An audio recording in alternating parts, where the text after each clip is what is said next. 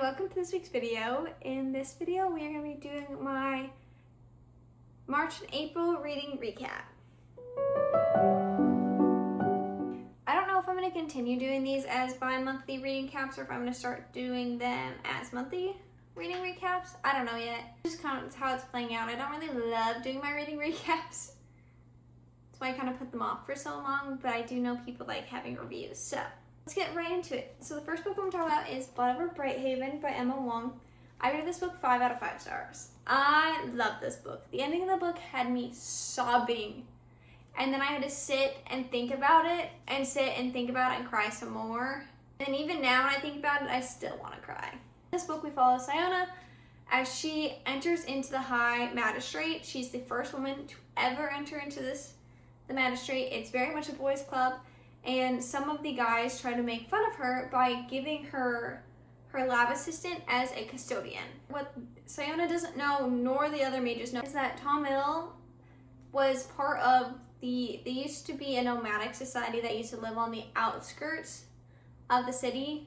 Like, they didn't live in the city, they lived out in the wild, and so he was part of that.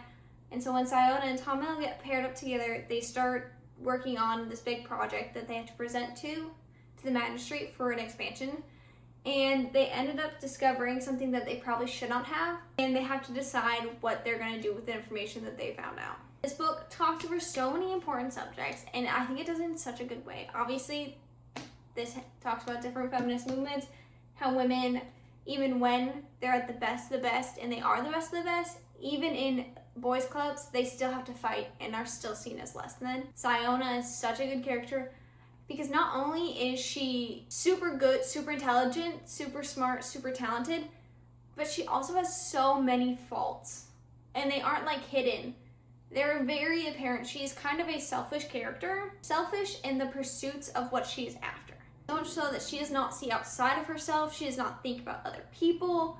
She's focused on her and her alone. It does end up causing a few problems, but then we also talk about Tomil and how he has immigrated into the city that they live in, and how he deals with all of the like racism and how people think that like the nomadic people have come in, how they are lesser and how they can't possibly be anything. And I just think it does such a beautiful job of covering both those topics and talking about how in depth and how detailed they are and how damaging it is to each party. And I love this book. I would highly, highly recommend this. I'm going to pick up Sword of Kaigen. It's one of the books on my TBR, also by Emma Wong, so I'm super stoked about that. Next book we're going to talk about is Open Season by CJ Boggs. I rated this 3 out of 5 stars. This one I got to buddy read with my friend, and then I started it, and it was a really fast, easy read, so I finished it before she even started it. Whoopsie daisies. It's like a mediocre book. This is a murder mystery, so we have Joe Pickett, who is a game warden in Wyoming, and he wakes up one morning at their little game warden house, him, his wife, and his 2 daughters, and he wakes up and there is someone dead in his woodpile, and so he has to figure out how they died in his woodpile, what's going on, while also trying to deal with the fact that he does not make a lot of money as a game warden, his wife does not work, she's a stay-at-home mom, and so there's just a lot of different things going on for Joe Pickett, and it was alright. Like, I'd read another book, but you know, it's not like nail-biting crazy. I do not know really where the next books are gonna go because this one, the story wrapped up so well. But there's like 20 books in this series. Like, there's a ton.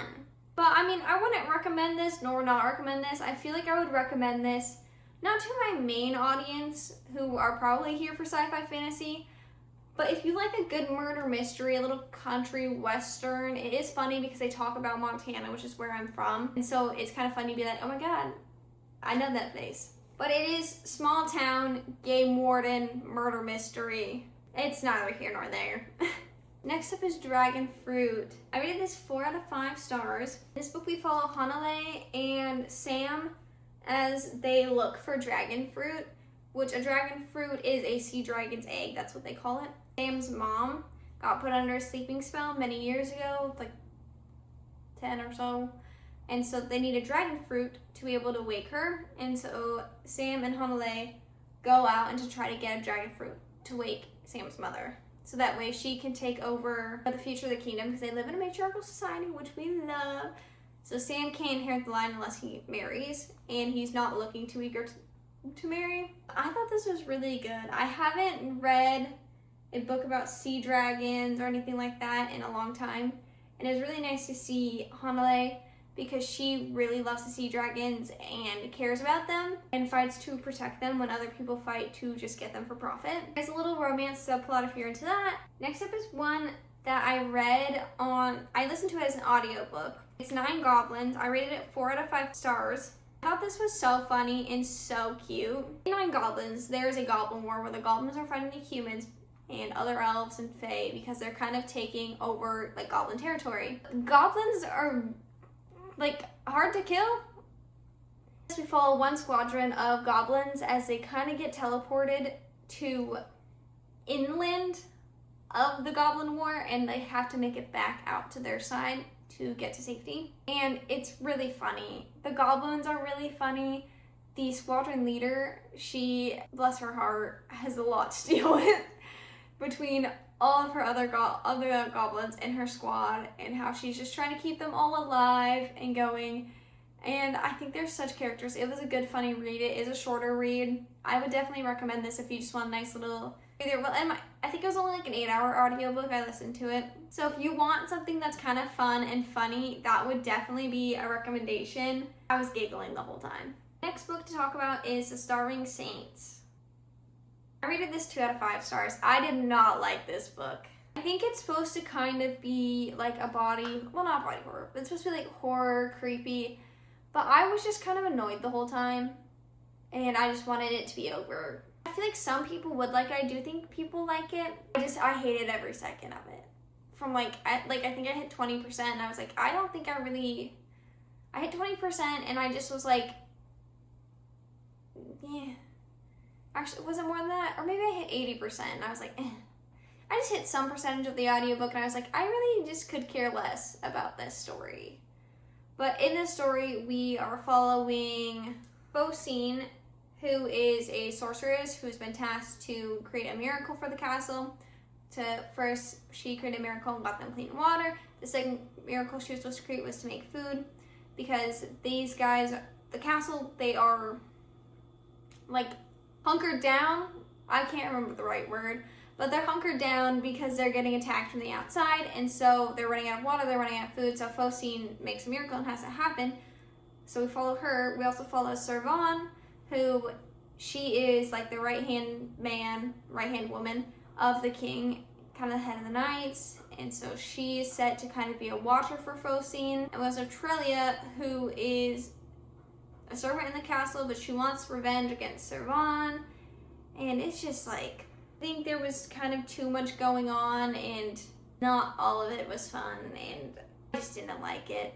Let's talk about these two together. I didn't read them one after the other, but I want to talk about Bridge Kingdom, which I rated 4 out of 5 stars, and then The Traitor Queen, which I also rated 4 out of 5 stars. This is the first and second book in the series. This is Lara's arc, because each book, I think each kind of 2 books covers a different character's arc. In this, we follow Lara, her father trained her, raised her as an assassin with the main goal of going to the Bridge Kingdom and taking over, killing the king, so that way her father can then be in control of the Bridge Kingdom and the bridge, which allows trade to come in and out, which is currently being controlled by the Bridge Kingdom. So her goal is to go over, woo the king, kill him, so that they can now control the bridge. Once she gets there, she not only learns that the king that she's married to is not who she thought he was, and that the Bridge Kingdom and its functioning is not functioning the way that she was taught she was, because she was raised in isolation. I like both of these. I thought they were cute romantic-y. I also thought that the romance in it was good, because yes, there was kind of instant attraction, but there was not insta love. It was not insta, we're gonna hook up. I felt like there was building to the characters, depth to the characters, depth to the relationship.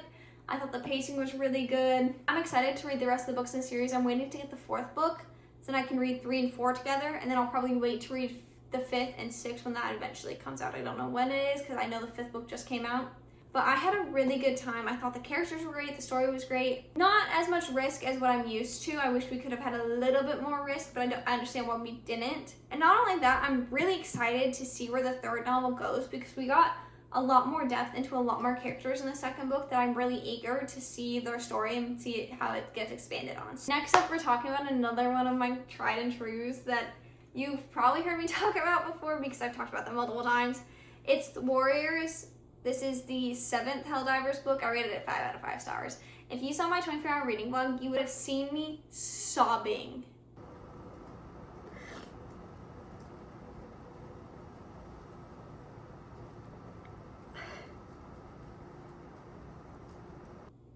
I cried so hard, but I love the Helldivers series. It's by Nicholas Sansbury Smith, and oh my god, it's like it's like such a niche series. There's only 3,000 ratings. I am obsessed. I'm gonna listen to the rest of them. I just am trying to like savor it and do them as we go.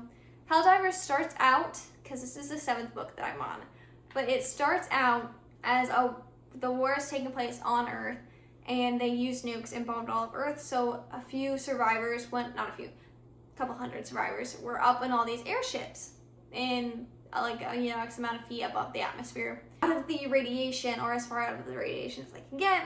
And so as time goes on, they have Helldivers enlisted who jump from the airships down to Earth to find and scavenge parts to repair the ship. However, being a Helldiver is a very, very risky, dangerous job, as you can die on the way down from the electrical storage. You can hit buildings, you can fall into holes or craters in the Earth, you can get attacked by various plants or animals or mutated things down on Earthside, and then you have to try to get back up, which is just taking a balloon ride up into the air and hoping you make it back into the ship.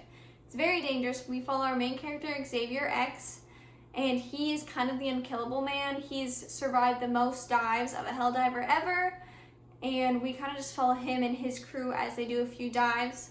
There's also some shenanigans happening up on ship, possibly a coup, because in the airships, unfortunately, there are different levels to the ships, and each level has a different issue, as it always is. So the bottom levels seem to have more radiation problems as opposed to the top levels. Everyone kind of has it, but specifically on the bottom levels, food shortage, things like that. So there's kind of a coup happening at the same time as X making his jump down. And the whole series is very high paced, very action packed. You lose people, you gain people. I really enjoy it. I've had such a good time, and I'd highly recommend it. That's also just me. The next one is The Long Way to a Small and Angry Planet by Becky Chambers. I rated this 3 out of 5 stars. This is the beginning of a series. I just realized I missed a book. I'll come back to that next. This is the beginning of a series. I like Becky Chambers. I've read 3 other books by her, and I rated them 5 out of 5 stars. So this was my first 3-star book for her, which is kind of crazy. I enjoy her writing. I will probably continue this series just because I enjoy Becky Chambers' writing in general. But in this series, we follow, they're kind of, I don't exactly remember what they're called, but they basically anchor holes in space. They're space. It's a space book. But they anchor holes in space so that way they can create, let me see if I can find the words. Create like black holes so that they can hop from one place to the other, right? They tunnel wormholes is what it's called, so they tunnel. But basically, they work on tunneling, and they get hired to go tunnel this a wormhole from this newly peaceful race of different aliens, and so they have to make the journey all the way over them to set the wormhole and then to try to jump. But we basically go through the crew, the different relationships, because they hired a new clerk. I like seeing like the different kinds of people, the different aliens and species that get brought in, the different characteristics of them, because not all of them are the same. Some have very stark differing opinions and beliefs, and they're all in the same ship. So I like seeing those dynamics of different characters, and that is something that we definitely do see in this story, and we see people coming and having compromises for others, and it's a found family type of book, so I enjoyed it. I thought it was good. Not as good as her other works, but they're hard to compete with. I love Song of the Wild Bill, so. Bounce back to the book that I missed. I thought this was on February, but I guess not. So it's Bladebreaker by Victoria Adair. This is the second book. The first book is Realmbreaker. I did this 4 out of 5 stars. I have the third book. I don't know when I'm going to read that. Probably before Tempest comes out, because I want her backlog to be done for me. And I've already read, I've read Red Queen. So I'm excited to see where the next book picks up off, because A lot of shit was happening. I'm missing people. But in this, we are following Jane as she inherited. She's the only one who can stop her uncle who she didn't know existed. Because he's trying to tear open different worlds into their current world and basically take over, because there's this like dark entity kind of controlling him. And Coraine is the only person who can stop and close these tears, and so she is trying to do that with a little ragtag team of people. We've got an immortal himbo, we have a snarky assassin, a loyal knight, and a crazy witch. And then we have her, she's a pirate's daughter. And I really enjoy the cast, I really enjoy the crew. I think it's really funny, and I think the balance of characters is so good, and I hope everyone makes it to the end, but I honestly don't know where we're going after this, because we've come to a few splits, and so I don't know what's gonna happen. And I'm so excited to pick up the next book. I'm gonna pick it up before Tempest, because like I said, I want to finish all of her backlog, but I do love Victoria Aveyard and I love her writing. Next up is She Is Haunting. I rated this book 3 out of 5 stars. I did not love this one, but I think the main reason for that is because I have troubles now reading books about teenagers. It just is like a weird click in my brain to where it just like isn't something I really enjoy. And so I bought a lot of these books when I first got back into reading. I'm trying like a lot of the ones on my physical TBR are older buys of when I was still kind of more into it, not into it, but like more okay with it. And so now that I'm older, I'm like, ugh, I don't really care to read about 16-year-olds. Don't really care for that. But otherwise, the story is not too bad. We follow our main character. We follow Jade, who has to go and visit Vietnam and stay with her father and then her younger sister. This house he's trying to rebuild, so that way he will give her money to go to school. She's trying to make it through, I believe it's 3 weeks or something like that, but the house has other plans. The house has got some spooky vibes going on with it, and the house wants people to stay, specifically Jade. So we kind of go through Jade dealing with, the pressures of, not feeling like she fits in. I believe the beginning blurb says she's not Vietnamese enough, she's not straight enough, not pretty enough, right? So she's trying to fit in, and she's kind of dealing with those identity crises, but also having to deal with her father and this house haunting her. I feel like if I was younger, I would enjoy it more, but since I'm at the age I am, it's just not something that I enjoy as much as like I probably would have if I was in the correct age range for this. I'm not saying that I would not recommend this to people, but for me personally, I did not enjoy it. I do not think it's bad though. I think it would be good if you were the right age range. I also was able to add the 18th volume of an Assistant Reader's Viewpoint, the manga, because it's getting kind of caught up. I'm past it on the webtoons, but that's where I'm at for that. This is Assistant Reader's Viewpoint, volume 3. I love this series. I've said it before, I'll say it again. I also recommended this to one of my coworkers, the webtoon of it, and he came up to me the other day. He's like, "Did you recommend me Omniscient? Was that you?" And I was like, "Yeah." He's like, "I really like it." And I was like, "Oh my god, that's so great. I'm so glad you like it." I was like, "What episode are you on?" He's like, at like episode 80 to 100. He might be past me now at this point in time. I was like, "Oh, I'm so happy you love it." I was like, "I've been reading the light novels and I'm eating them up." But I love Omniscient Reader's Viewpoint. In this book, we follow our main character, Jocha Kim, as his world melds with a fictional world. He's been reading this book for the last 10 years of his life, called 3 Ways to Survive the Apocalypse. And so he kind of gets melded into, their timelines kind of meld together. We aren't fully sure what happens or how it happens, but he ends up being in 3 Ways to Survive the Apocalypse. And so he kind of knows what's going to happen-ish, but he's not the main character in the story. There's another main character. I enjoy it. It's kind of a video game-esque type thing, and I just have such a good time with it. I love the webtoon. I love the art of the webtoon. I love the light novels. That's what I read first, and I've just kind of fallen down the rabbit hole of this series, and I'd highly recommend this. I think that's all the books I've read. Let me double check on my computer for my Goodreads, because I've been using my Kindle, but that does not seem to match what my actual Goodreads should be. That does seem to be right. For some reason, Omniscient's not on my Kindle, but it is on my other Goodreads. So the books I've read in the last 2 months of March and April. We'll see if I make another TBR video in May or if it's gonna be June. I don't know. But thanks for watching, and I'll see you in the next one.